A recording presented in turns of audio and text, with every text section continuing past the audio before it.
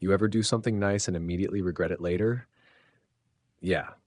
Well, that's the kind of vibe this starts on. So, a few months back, the HOA, run by none other than Queen Karen herself, comes knocking at my door like she owns half the planet.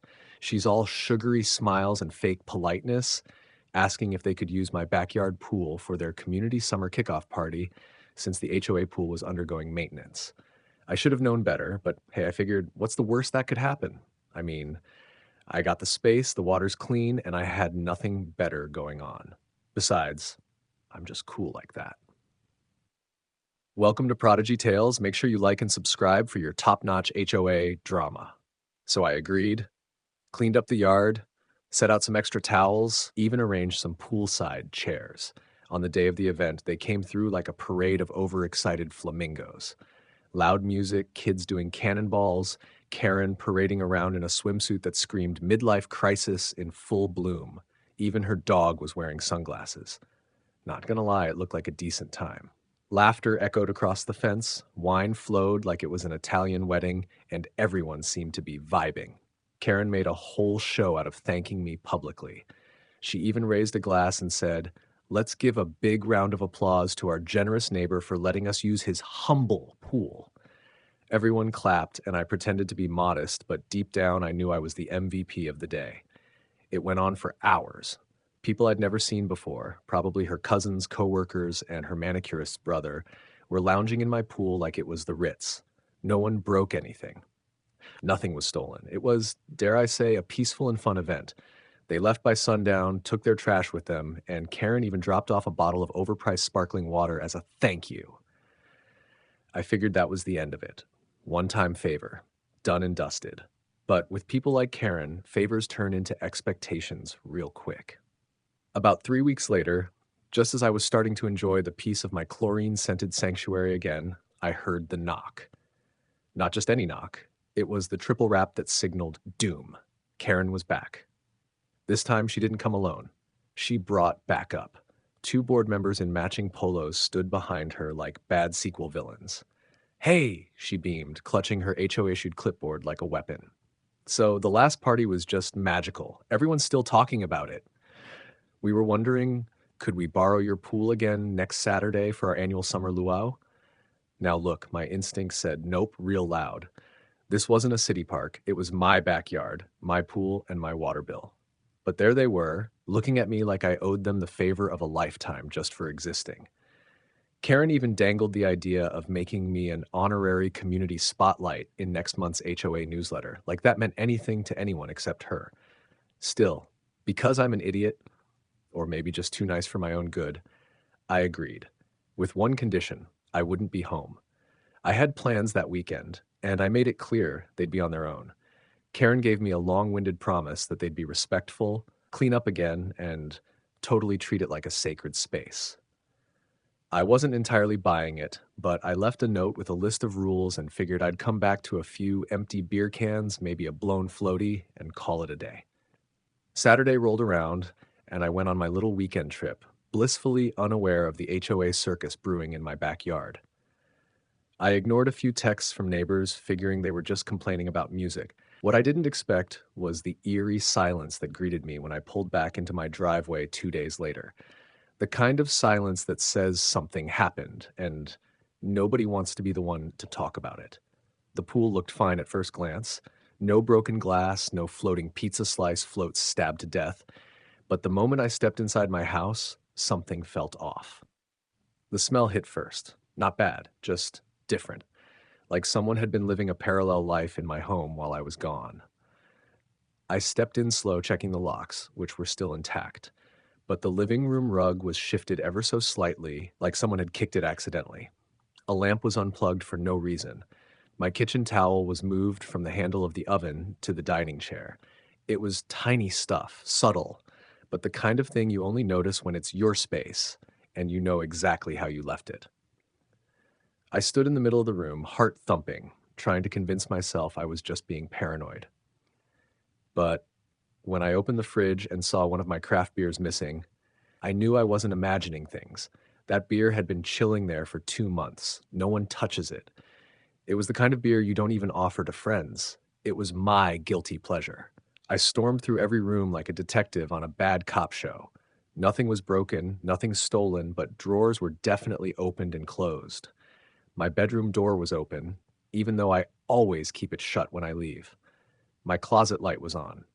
And there, sitting on my nightstand like the cherry on the violation sundae, was an empty wine glass. A different one from the set I left clean in the kitchen.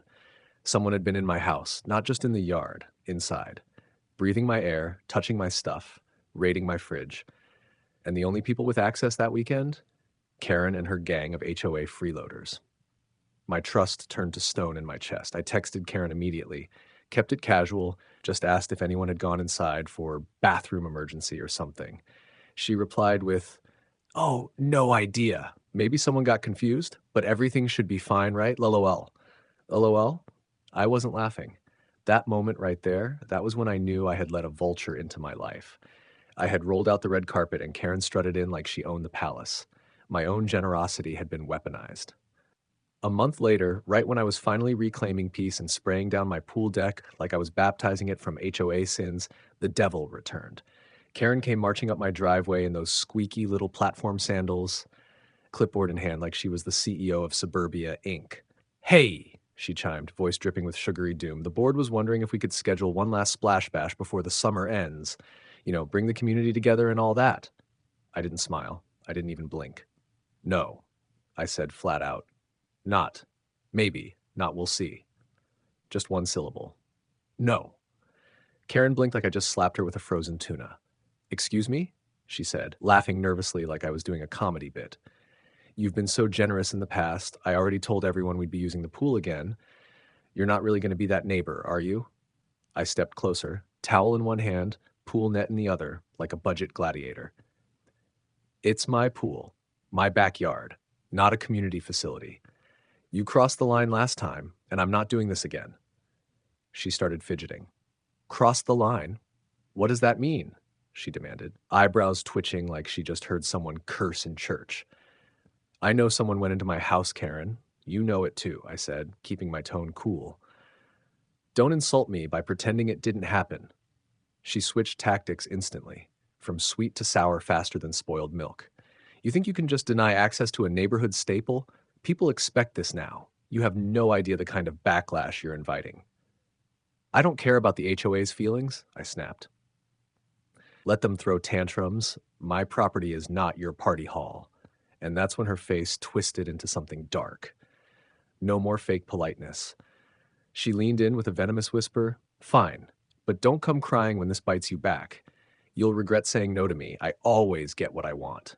She stormed off like a sitcom villain, flipping her clipboard shut so hard I swear I heard a squirrel jump. But I could feel it in my gut. Karen wasn't done. She was just getting started. It was to the neighborhood. It started with a knock, not Karen this time, but two guys in polo shirts that didn't scream pool party. They screamed clipboard trouble. "City health inspection," one of them said as he flashed a badge that looked freshly printed. I blinked. "Health inspection? For my private pool?" The taller one opened a file and flipped to a printed complaint that read like it was written by a bitter high school principal. Allegations of standing water, mosquito infestations, chemical hazards, and neighborhood safety concerns. At the bottom was Karen's name in bold with a fake smile probably photoshopped onto the submission.